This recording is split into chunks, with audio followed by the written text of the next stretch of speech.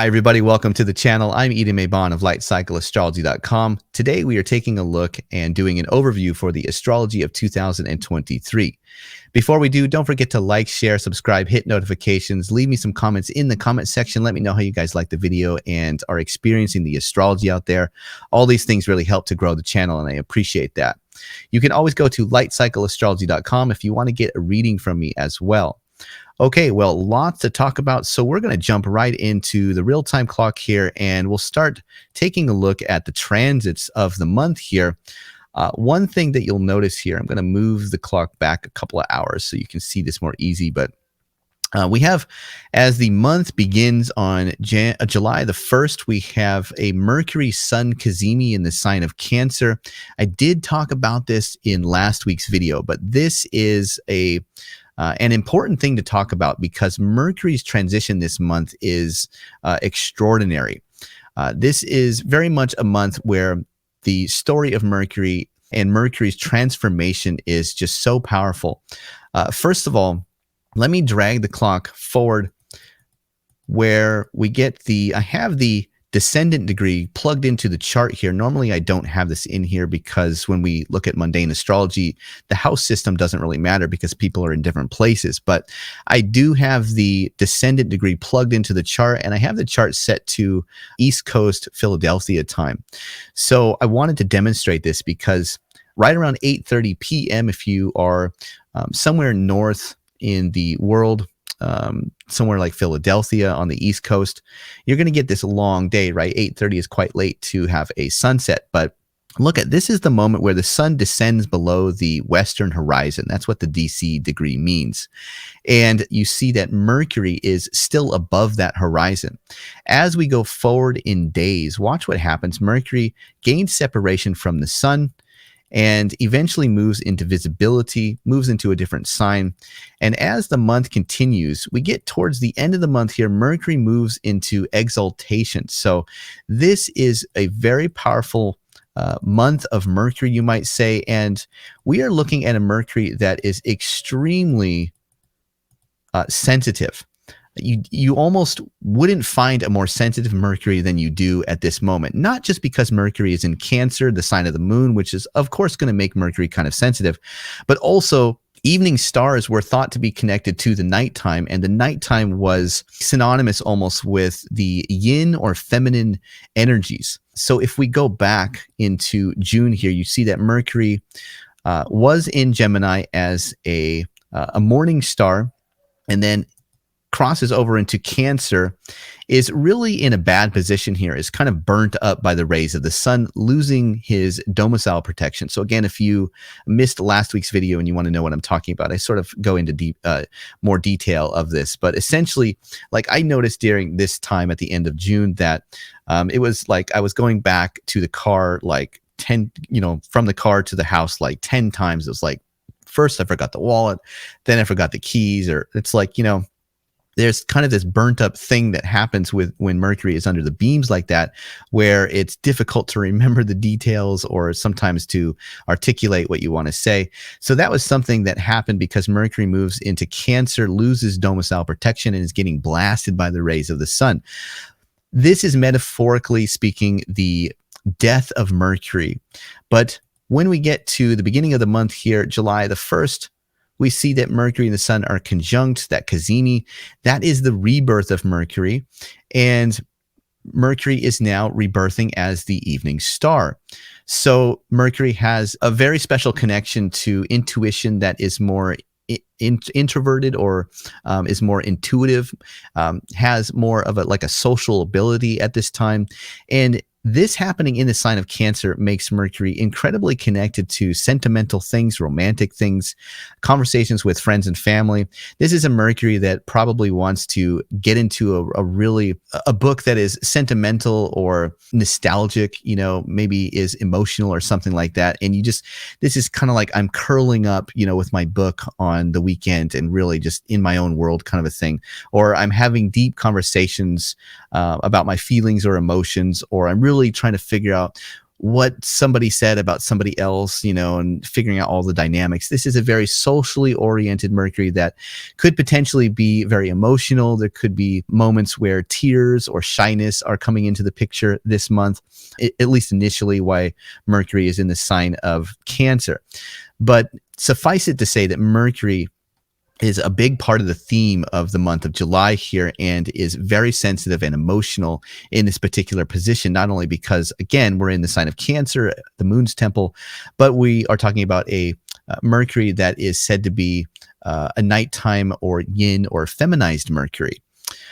So that is one very interesting thing of note that is starting off the month of July here. Now, if we roll the clock forward to just a couple of days later, July the 3rd on Monday, which is actually when I'm releasing this video, we have the full moon come through in the sign of Capricorn. So full moons in Capricorn, of course, full moons in Capricorn can be moments where we take responsibility very seriously. We're potentially sentimental, but we're sentimental in a way that is hearkening back to something established, like the status quo. Capricorn moons are very aware of what is socially cool, right? They're like, these are the accepted styles or social classic trends, right? So if like you have a wedding, right? This is not a full moon moment that says, hey, let's be outlandish and do something modern. This is a full moon that says, no, we're supposed to wear white, or we're supposed to do this, or we're supposed to do that. And there's this social coolness to it. I think that this full moon could either be a moment where we're perfectly fine just achieving our goals and working towards goals, and maybe we're not so social or being with people as much. Or if we are hanging out with people, this is a moon that may be very selective. It's like, I don't want to just hang out with anybody. I'm a Saturn moon. I want to hang out with particular people. But I think one major theme of the full moon that is coming through today, if you're watching this on Monday here, is that Capricorn full moon wants to be respected for the things that it has achieved. And full moons are, of course, about the culmination or the fruit over the last couple of weeks. I want to be recognized, or I want to be respected, or I want recognition in my status or my achievements. That is a concern of Capricorn full moons. Now, there is a deeper esoteric meaning. This is a very special full moon, in particular, among all the full moons of the year. And that is because this is the only full moon where the moon is the host of the sun. Of course, full moons are the sun shining out the rays of some ideal image or goal, or the stirring of something in the soul that drives the soul to do something and chase a dream or chase an ideal or have an ambition. Well, when you have Capricorn full moons, the moon is the host of the sun. So this is a very interesting full moon because there's almost like a feedback loop here. In other words, like the sun is saying, well, I want this, I want like a new home. And the moon is very much reinforcing that because the moon is the host of the sun. So the moon is somehow providing resources or circumstances that are going to be very much reinforcing that. So it's like, you want a new place to live, or you want to build a home, or you want to be close to family. The moon is going to put those resources there and say, well, I'm going to make sure that family is close at this time, or I'm going to make sure that you have a lot of property listings come to your email box, or something like that. But this is a very interesting full moon because we don't see other full moons where the moon is the host of the sun. This is a tension where both the sun and the moon, both ideal and circumstance, are somehow in this tension, and you're maybe balancing, if you've been trying to achieve something, what are the results, and is there tension between what has actually happened as you've tried to achieve something and the ideal of what it is that you're trying to achieve? There could be tension. If it's worked out well, this is a full moon that's like, hey, things are great. I'm really proud of myself. But if it hasn't worked out, it's like you may be really hard on yourself at this time that something isn't quite exactly perfect towards those ideals or goals. So very goal-oriented, very determined, very hardworking. This is a moment that is coming through this full moon this month. Okay, now if we roll the clock forward here, sorry, I forgot to put on my full moon in Capricorn for July the 3rd label here, but Okay, if we go forward to July the 6th, we get a Mercury sextile to Uranus here. So I'm going to roll the clock forward here. July 6th, here is Mercury in Cancer at 21 degrees, making a sextile to Uranus in Taurus. This is another continuation of that theme where Mercury is really, really sensitive. We have Mercury in the moon's temple as an evening star connecting to Uranus, who is in Venus's nighttime or feminine sign of Taurus. They're being connected by sextile, which is said to be an aspect that is related to the nature of Venus, which is also very sensitive and feminine. And the host of Mercury at the moment that the sextile is made between Mercury and Uranus is the moon, right? Mercury is in the moon's temple. The moon is in Pisces. So this is a very, very this is a moment where there's sudden breakthroughs or insights around communication or ideas. There may be breakthroughs in monies that are available for specific things that are like maybe for home or family. But there may be just this really outside of the box kind of way at getting at our intuitive emotions or our intuitive ideals. So this is a moment where we could really be very uncanny in intuitive, like precognition, or just being really in tune with our emotions or feelings. And you could see things like conversations that just happen out of nowhere that bring people closer or reconcile differences or something like that. So that's a pretty interesting aspect that is happening early on. Now, if we go to July the 10th, we get Mercury opposing Pluto. So again, another part of the Mercury story here. Now, this is as Mercury prepares to leave the sign of Cancer, right?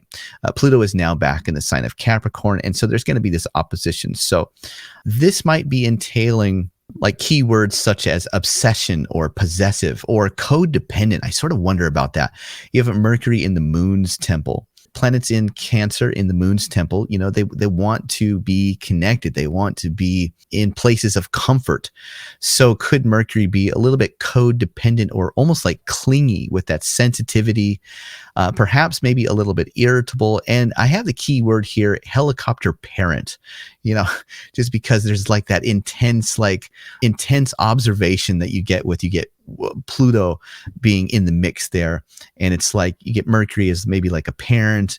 And so this could be a time where you're really doing that helicopter thing if you're a parent. Key ideas of this aspect are conversations around security, maybe hurt feelings, also conversations about who controls what in the family or home, maybe conversations about power. We always see things like power struggles traditionally when we have Pluto in the mix. And a transit that reminds us that comforting things we consider everlasting inevitably evolve. Mercury is imminently about to sign change into Leo. We're thinking about things that we want to hold on to that bring us comfort or security.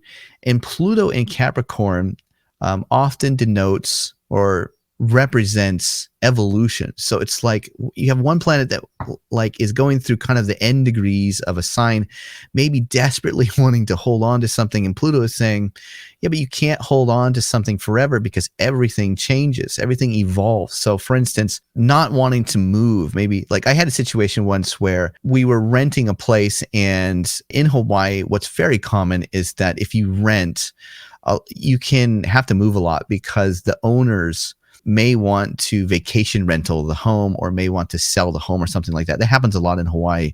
Maybe it does everywhere, but the vacation rental thing was always causing us to look for new places. And I remember I was in this place that I really liked, and it was just like, ugh, I don't want to move again. I like being here, but I don't have a choice. So sometimes things that we hold on to that bring us a lot of comfort, we almost like had this attitude is like, you know, I've got this particular thing on lock. This thing is locked down. I don't have to worry about doing anything about this ever again. This could be a moment where those types of things that we feel like are on lock, Pluto is saying, yeah, but you don't. Like they change. Now, I don't think that this is particularly a bad transit, like quote unquote, because Mercury moves into the sun's temple and the sun later moves into his own temple too here in Leo later on in the month. So planets go by Pluto and they encounter that Plutonian evolution thing, and it may feel rough at first, but I think things have a way of turning out okay after that. So not to worry. I think that this is more like a psychological transit that helps you remember to not take things for granted, or to remember that not everything is on lock. Like, things need to be tended to, or seen from the perspective of like nothing is everlasting, in some sense. And sometimes that is helpful, because it's like, like me, I have to take my car for a tune-up right now. And I've been sort of dragging my heels on doing that. But it's like, if I don't do that, the thing's going to break. So sometimes we can have, I think, another theme of the month here as the Sun and Mercury go by Pluto, we can be faced with having to provide maintenance to things that do change or will evolve. But I think they work out okay. The same day, Mars goes into the sign of Virgo. This is another big change of the month. People with Mars in Virgo, I looked this up. I wanted to get an essence for this. So some people that are born with Mars in Virgo are Amelia Earhart, Evel Knievel, Ernest Hemingway, Friedrich Nietzsche, Princess Diana of Wales, Barack Obama, Francis Galton. That's an interesting character. He was a scientist, and he was notable for science that got at heredity. So, for instance, he came up with something called the deviation from the mean, which I actually am really interested in this idea. But I'll give you an example of this. You could have like the son of Michael Jordan not be that great at basketball.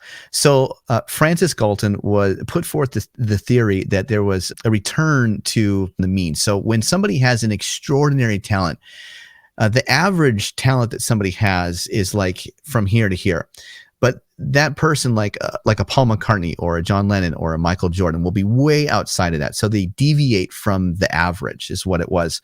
And Galton put forth the theory that the children or offspring of somebody that has that deviation from the mean, they bounce back within the average. So they're not as special. So you don't just keep getting like Michael Jordan children that are just better and better and better. They actually regress back into the mean. So very interesting. That's a native of Mars in Virgo.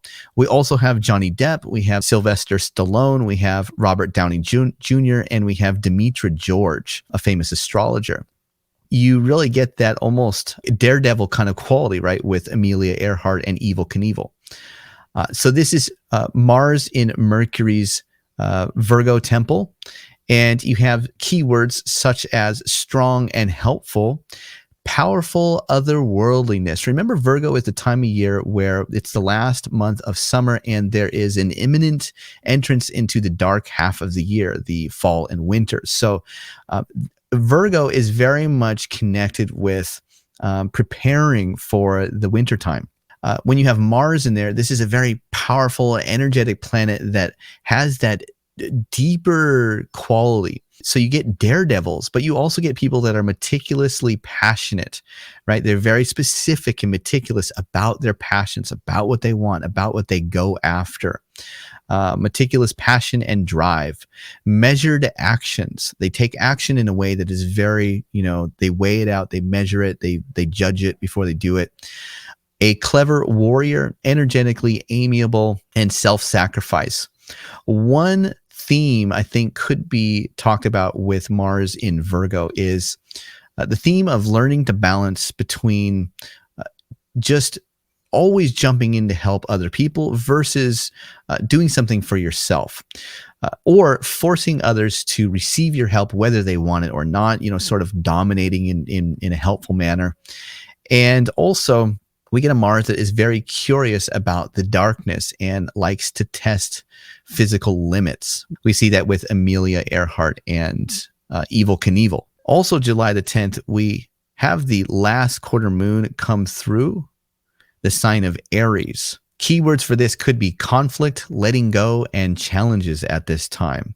Last quarter moons typically are about looking forward and walking away from what has been, just in the short term. But this is a moon that is not shy about walking away because it's happening in the sign of Aries, and Aries is a Mars ruled sign. So there might be things that we naturally feel like have run their course, and we are going to look beyond them or let them go, or in some way walk away from them. So there could be something at this time that is not shy about bringing down the cleaver on the cutting board and saying, I don't need this. I'm walking away, but I'm doing so very decisively, that kind of Marsy Aries energy. So we could be meeting the future very bravely at this time, or we could be rushing to get to tomorrow, like sort of that Aries quickness of pace, like, come on, let's make it happen. Let's do it. Almost like a rashness or impulsivity to get towards the next thing, to walk away from something because we're so looking forward to something that is on the horizon. So there is like this quickness that comes at this time at the 10th as well. So you can see that July the 10th, it really has a lot of things. We have a Mercury opposed Pluto, we have Mars ingressing into Virgo, and we have the last quarter moon coming through. On July the 11th now, we get to Mercury ingressing into Leo. We're going to talk more about this in a moment here, but that happens on July the 11th. On July the 14th, the sun sextiles Uranus. Now it's the sun's turn to walk through that sextile to Uranus in Taurus.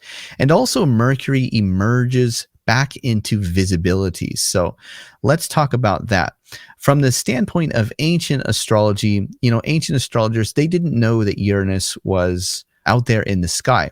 It wasn't a planet that they could see. So I put these two together to talk about, not only because they happen at the same time, but they're almost like mirror aspects of each other. For instance, Uranus and Mercury share certain things. Uranus is connected with like sudden change. Mercury is a god that is traveling on the closest orbit to the sun, and it goes in and out of visibility often. So it's going back and forth. It's one of the symbolic hallmarks of Mercury, is sort of going back and forth, like court sports, the ball going back and forth down the court, or things changing or exchanging very rapidly.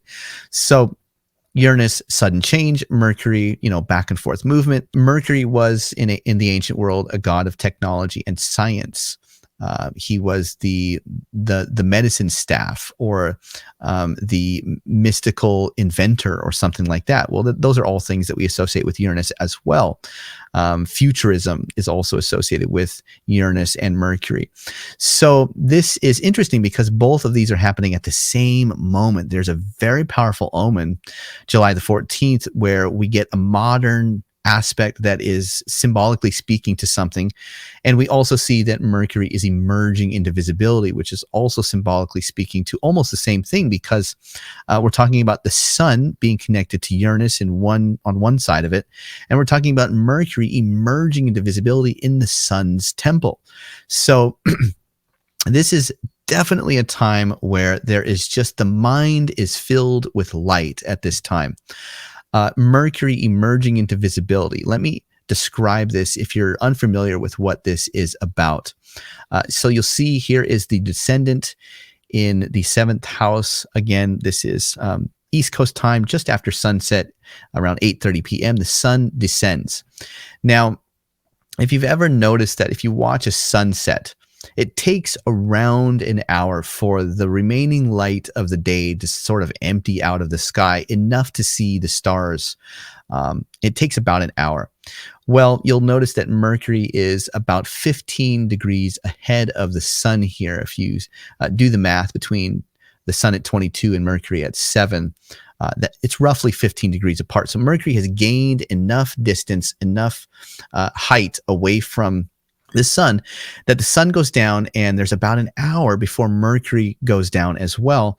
And you can see now Mercury's light piercing through the remaining light of the day right around July the 14th. So this was very, very important to ancient astrologers when Mercury goes into visibility or comes out of invisibility and becomes seen again, that's an omen that Mercury is announcing something. He was the messenger god. He was the god of speech and oration and communication and decrees. So you get a very royal Mercury here now that is going to decree or announce something royal or authoritative. The mind is filled with the light of the sun or the king. So you get images of like the page writing out to say, hear he, I announce that the king decrees this or what have you. So that kind of theme is like, there may be important things that we need to raise with people around us in our lives at this time. That's like, hey, this is really important. These are my boundaries. This is what I want to happen. This is who I am, or something like that is eternally, the message of eternality is coming out. This also could have to do with legacy. Leo is connected to, holding the crown for the future. Are we learning something for the future? But in general, the mind is very filled with light at this time. And I think you get that mirrored by the sun making that sextile to Uranus again, where the sun is connecting to a planet that has sudden breakthroughs or insights, that may have sudden insights or intuitive, inventive kinds of things, a way to do something very specifically that has never been thought of before, a way to carry the torch forward, if you will. Mercury moving into visibility in the sun's temple. I really like this. And again, we talked about how Mercury was one of the major themes of the month, this transformation from Mercury in June, going into the dark underworld, dying out, going through that Cazimi moment at the very top of the month here, and then improving or transforming and eventually making it into Virgo, where the Mercury is exalted. But this is a key moment where Mercury is well on the way of becoming very prominent. Mercury sometimes is connected to markets or money. So there could be an improvement with markets or money, stocks or anything like that. But July the 14th is a very powerful Mercury moment. So definitely a good time to learn about anything that you're thinking about for the future, investing in the future, 401k, house investments, property investments, anything like that is going to be really prominent. But also just learning in general, communicating in general, what needs to happen so that everybody is aware of your boundaries or your authority or who you are as a person. That's very prominent at this time of the month. Okay, so if we roll the clock forward now to July the 17th, we're going to get the new moon in Cancer. Now, this is an interesting new moon because it is trine Neptune here. I have been toying with the ancient delineation of Neptune, a god originally in the ancient mythology that is connected to the water in wells, and then later the water in rivers or lakes, and then eventually the water of the ocean. So for me, Neptune is interesting to delineate when you think about that quality of water sort of being able to be expanded out. So a new moon in Cancer is, of course, something very nurturing, very synonymous with birth and mother and home and family. But what's interesting, though, is that with Neptune, maybe you get like the birth of dreams, right? Because we always associate Neptune with kind of those dreamy things. But also union with mother or with other people, because Neptune tends to dissolve the borders between us and other things. Neptune is a planet of horizon as well. So there's potentially the symbolism of the birth of a new seed with the new moon in the sign of Cancer, the birth of some new horizon or home. This might be a time where you do get a new home somehow or another, like concretely. Maybe this is a moment where you're moving into a new house, or you're finishing up renovations, or there's something connected with the home or family that is new, maybe a new birth in the family. One very interesting thing, though, is that if you remember in ancient astrology, ancient astrologers came up with something called the Thema Mundi chart, which was the birth chart of the world. At the beginning of time, or at the beginning of the world, where were the planets and what signs were the planets in when time first began? Well, the moon was in Cancer, the sun was in Leo, Mercury was in Virgo. Every planet was in their domicile.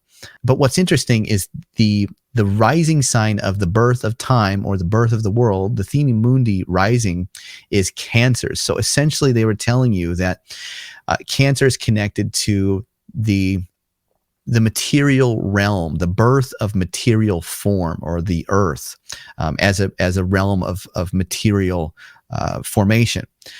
And so you get this really, really deep connection with birth and birth of the material during this new moon, because new moons always represent kind of that new birth, that seed that is planted, it is just going to sprout.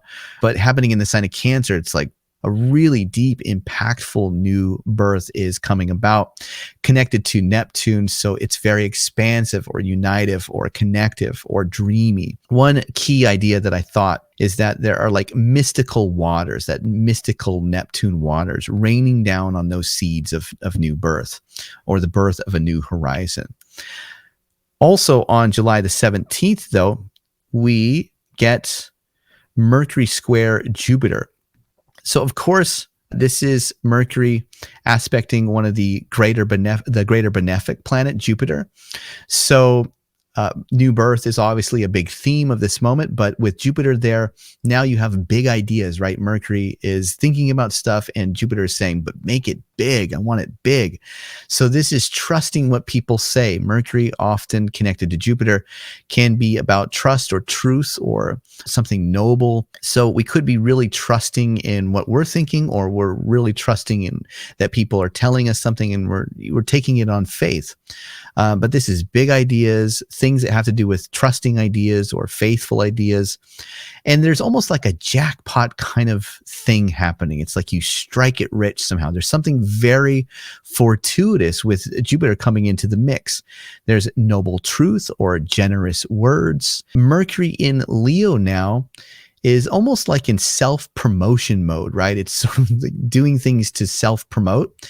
This is a wonderful time to do that. It's like as you are self-promoting something important to you, Jupiter could be coming in and confirming or being very advantageous in support of that self-promotion. So we could be testing new ideas or innovations in a big way, having good results, good fortune around money or prosperity, the support of benefactors in the way that we self-promote. The only mitigating factor we see is that the sun is technically in aversion in Cancer. In other words, Mercury wants things and the sun can't see Mercury because he's next door in aversion. So this is definitely in general a positive aspect, but I don't know if it's like you actually win the lottery or win the jackpot, because the sun may not be able to provide as powerful of resources to Mercury as Mercury would like, but it's still overall in general a really positive aspect that is a good time of self-promotion or just receiving support or benefit from those around us, around our ideas or conversations that we have, or things that we are investing in at the moment. If we go forward now to July the 20th, we get the Sun trine Neptune and Mars oppose Saturn. Key words for this are going to be artistic, right? We have the Sun in Cancer making a trine to Neptune in Pisces. So a pretty artistic or dreamy, a transit that nurtures creativity, a connection to divine union. But this is also with the simultaneous transit of Mars beginning to oppose Saturn. At this time, we might have like a sense to fight against pessimism, right? Saturn in Pisces can be pretty pessimistic and almost like glass is half empty kind of a feeling. And Mars in Virgo is really amiable and helpful. And so there might be a sense in which we want to fight against negativity or pessimism or something like that. Starts and stops, we always see that frustration with Mars opposed Saturn is hitting the gas and hitting the brake. Austin Coptic talks a lot about that as a classic delineation for Mars opposed Saturn. Starts and stops, kind of like you're trying to figure out how to work both pedals at once. It's like the first time driving or something. So there may be like ambivalence, not sure exactly how to move forward, a little bit fuzzy or confused, maybe in that dreamy state with the Sun trine Neptune. And there may be challenges or resistance, or you might feel inhibited to proceed with caution. You sort of proceed with caution, you see the image, you have the creative artistic image in your mind, but you're being a little bit meticulous, proceeding with caution, maybe holding back a little bit at this time. That's sort of the psychological dimension of this. But of course, in the concrete version, you could have challenges or resistance from other people or circumstances that simply stop or block something that you're trying to do. And it might be because this Sun trine Neptune, we may be coming off a little bit wishy-washy, or like we're just too artistic for things to be real. It could have that kind of a thing. Pursuing dreams, putting your energy into being creative, feeling spiritually moved or inspired, while simultaneously feeling like a helpful warrior that fights against pessimism or negativity, meeting challenges or resistance, attempting to balance meticulous actions while feeling inhibited in some way. I have two people in mind that this reminds me of, this particular energy of the moment. My friend Tim, who is a Virgo sun and an Aries moon. So it kind of similar to Mars in Virgo energy, I would say. And then two planets in opposition. You have, like, say, my friend opposing somebody else that I would say very much encapsulates that essence of Saturn in Pisces, Kurt Cobain, who was a native of Saturn in Pisces. And as a teenager, I read Kurt's biography, and I watched interviews. I got to know Kurt a little bit. He could be very cynical, obviously very creative and very in touch with creativity, and he took that very seriously, Saturn in Pisces. But there was kind of like this attitude that he had that was very mocking or cynical. It was like people were stupid if like they wanted to do something non-artistic. And I think you could broaden it out to say that Saturn in Pisces sometimes may feel like mocking those who just don't do what they do. It's like, well, I play guitar, I sing in a band, I make the world better this way, and you're sort of stupid because you don't do it my way. That's sort of Saturn in Pisces sometimes. So there can be this tension with an energy that is like my friend Tim, who is youthful. He's energetic. He's very helpful. He's very witty.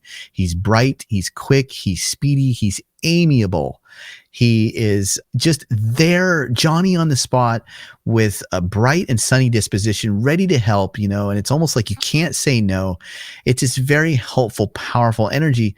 And that kind of energy is almost like putting lime on a meal that has too much salt. It just brightens it up. But there's this contrast with like that kind of Kurt Cobain, depressed, woe is me, it's all for naught, mocking you for caring. You know what I mean? Like mocking you for believing in something that is no doubt going to be stupid or fail. There's kind of that tension. So I think we wrestle with that with this. And you can sort of get the sense of like wanting to help, wanting to be very amiable, and wanting to not be sucked down into or bogged down into heavy, deep emotions, wanting to just move forward with grace and helpfulness and a bright and sunny attitude, versus sort of like, it's all for naught, what's the use in trying, it's all going to fail. That sort of grunge, Nirvana rock kind of depressed sort of thing. And Mars in Virgo has no time for that. Mars in Virgo is like, I don't even want to argue with you about why this isn't, what we should do. Mars in Virgo is like, let's just do it. There are things that got to get done, and let's just all band together and do it. So I'm trying to describe the essence of this, but again, we have some people like Amelia Earhart, Evel Knievel, Johnny Depp. Interesting about Johnny Depp, talking about people who are born with Mars in Virgo. That connection with Virgo being a time where we are moving quickly into the dark half of the year. We're in the light still, but we're moving, we're heading towards the cusp where darkness takes over. It's very interesting that on the surface, when you see Johnny Depp in movies or whatever, he feels very controlled. Like you wouldn't get a sense that the violence is coming through, right? Of course, this thing with Amber Heard and all that. And I don't know. I'm not here to say I'm on one side or the other, and I don't know what is the actual truth of the whole situation. But my observation is simply that when you see Johnny Depp in movies, he seems very meticulous and controlled. That Mars in Virgo control that you see with Mars not being so rational or angry right off the cuff. But interesting that Mars in Virgo connected to that darkness that is heading towards the winter. It's like that Mars energy is below the surface lurking, and maybe privately or in the depths that aggression or anger can come out. So that's one side of Mars in Virgo that you could see. So something to be careful of, because if you want to get things done with Mars opposed Saturn and you feel frustrated that there's blockages or stops, you have to be careful about that Mars lurking in the darkness a little bit with this combination of planets. Okay, let's move now to July the 21st here. On July the 21st, we get the Sun opposed Pluto and Venus stations to turn retrograde. So this is Venus not retrograde yet. Venus is just stopping in the sky, not going forward, not backwards. But this happens simultaneous to the Sun's opposition to Pluto. So obviously this is a moment of tension where there is definitely a different vibe coming in during the month here. Key words that you might talk about when we combine or pair the fact that the Sun is opposing Pluto at the same moment that Venus is stopping in the sky.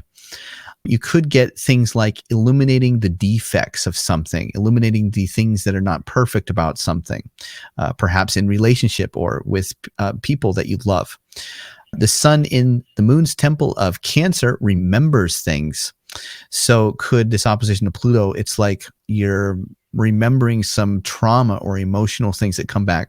Emotional volatility, secret emotions, Pluto connected to that which is hidden or secretive. Things that are taken for granted, things that come to light.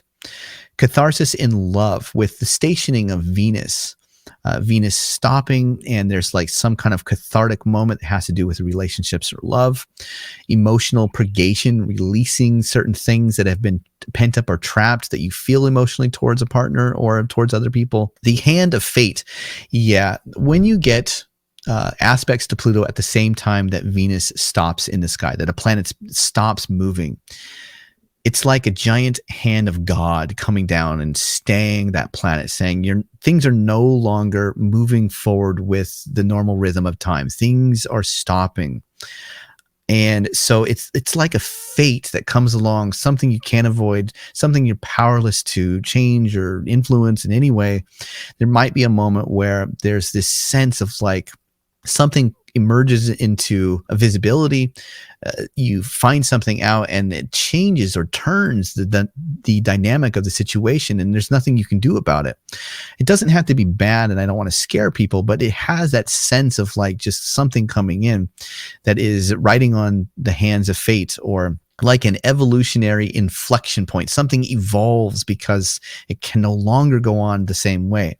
It could be representing Venus stationing in Leo, could represent the halting of desire or harmony. The hand of fate delivering an outcome by virtue of hidden things coming to light, touching sensitive places that affect emotional security, reminding us that things we take for granted, we're taking for granted, and that those things we rely on to feel secure eventually hit evolutionary inflection points. Upheaval in relationships could be a theme. The one thing to keep in mind is that although this may sound a bit scary, the Sun is about to ingress into Leo and pick up dignity, moving into his own temple.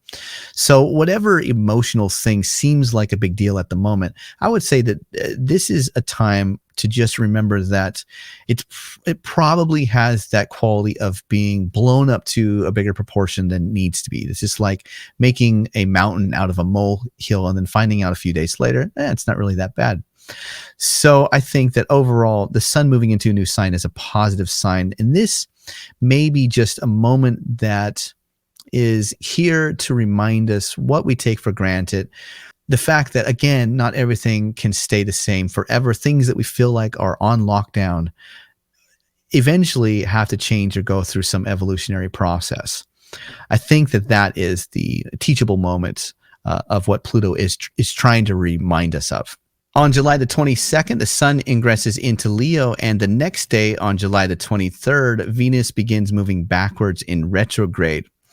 So these two things happening together is pretty interesting because you get the sun moving into a place that is in such good dignity here, and it's like he returns home to find one of his guests not in the best of moods. So could he be cheering up love or fixing relations or providing need for a friend? A friend in need is a friend indeed. The idea here is that the king returns home, but perhaps needs to take care of unrequited love. That situation where we love somebody, but they don't love us back. Unrequited love is an interesting one when you think about Venus being retrograde in Leo while the sun moves into Leo. Could we be polishing up relationships, entertaining the unhappy people around us, or is this a positive course change in some kind of creative pursuit? If it's not about relationships, could Venus retrograde simply mean that we're taking something creatively and changing it or shifting it in a pretty dramatic way? On July the 25th, we get the first quarter moon in Scorpio coming through. Interesting that we get a last quarter moon in Aries and a first quarter moon in Scorpio this month, both Mars-ruled signs. And again, we could be walking into a moment for a couple of days where there are some challenges emotionally, or we may feel a little bit depressed. The moon was said to be in ancient astrology depressed in the sign of Scorpio, or represent some kind of setback in fortune or circumstances. So there may be just frustration coming in at this time. I think the key idea is that as we try to frame in circumstances that move us forward, a moment of difficult emotions, perhaps grumpy moods, or general frustration challenges us to keep us stacking the blocks. Essentially, we're building under duress. The first quarter moon is what I call the builder moon. It's a time where we're beginning a new lunar cycle, and there has been the initiating seed that is developed at the time of the new moon. And the first quarter is the moment where we seriously try to initiate something in particular. And this may be a moment where there are challenges coming up, and it's a little bit frustrating. So it's like we're having to continue on or soldier on and build whatever it is that we're developing under duress or stress at the moment. In general, there may be something symbolizing kind of like a minor setback or some frustration or just having to kind of push through something at this moment. And on July the 27th, Mercury conjoins Venus. This is a pretty powerful and positive moment for Venus because, you know, we have a Venus retrograde, and sometimes people are scared of Venus retrogrades because, you know, Venus connects to relationships. So they think, you know, is my relationship going to fall apart? I don't really think that this Venus retrograde has that signature to it. You really get that because the sun is co-present with Venus. The sun is the host of Venus. He's in good dignity in his own temple. And we have Mercury on his way to move into Virgo, the sign of her exaltation. So we have these very two positive planets enclosing Venus, who is going retrograde. This symbolizes that whatever is reversing or shifting or changing that has to do with relationship or what we like or what we desire, what we find beautiful, perhaps like a makeover, it's being surrounded by sunny, helpful, positive things. So this is really speaking to change that we can make, Venusian change that we can make, whether that's how we relate to our loved ones, getting on the same page in relationship, or making friends or changing friends, or maybe changing something stylistic about ourselves. Whatever Venus retrograde represents for us, it's as though this is a Venus retrograde that is going to be about proactive or positive change that we make ourselves in order to improve things. It's not so much like things fall apart in the world of Venus and it's like all is lost. It doesn't have that signature to it. It really, for me, maybe I'm going out on a limb on this, but for me, it's surrounded by positive planets, and that signifies that this is a positive change that we're making intentionally. So I think overall, a good signature for this Mercury Venus junction here. And some key words might be for this aspect is uplifting words, helpful information, conversations that bring reconciliation. As we mitigate the setbacks of the Venus retrograde, bright sunny words help those around us, or it helps ourselves. By the time we get to July the 29th, this is really the last major transit of the month. We get Mercury ingressing into Virgo and Mars applying to trine Jupiter. So this is such a positive way to end the month. I cannot tell you how amazing this is. Mercury moving into exaltation into Virgo, simultaneous to Mars in Virgo, that very helpful, amiable Mars that is meticulous about taking action and wants to be there to make sure that everybody is doing okay and is helping out, and is a very positive Mars. Also receiving a trine aspect from Jupiter. Ancient astrologers said that the nature of the trine was of a Jupiter kind of nature. So you have like a double Jupiter nature. This is like, wow, we're really getting stuff done. We are really able to actualize our ideas, articulate our words. We're really bringing stuff into the future in a very positive way. There is support and things are just clicking now. Mercury is moving really, really fast. The sun is in his own temple. This is the end of this month of July. As we move into August, is just really, really positive. Key words I had for this are successful actions, skilled execution of things, good fortune to come. Something incredibly fortunate is about to occur, having to do with maybe perhaps something technical execution of some idea or project or financial matter. So that Jupiter trine to Mercury, as Mercury becomes exalted in Virgo, really speaks to a very specific thing that is like, there's a good outcome that is specifically about to happen. For me, that is what the symbolism is talking about. So I hope I'm right on that. It's such a positive way to end the month. I'm really looking forward to some of these transits. Well, that's what I have for today's video. Thanks so much, everybody, for watching. Please leave in the comments any reflections or interpretations of some of these transits. I'd love to hear them. As the month goes on, you can always drop in comments about how some of these worked out for you. That's always fun to share and read about. Thanks so much, everybody, for watching. I'll be back again next Monday for another Mantic Monday. Have a great week, and I'll see you soon. Bye for now.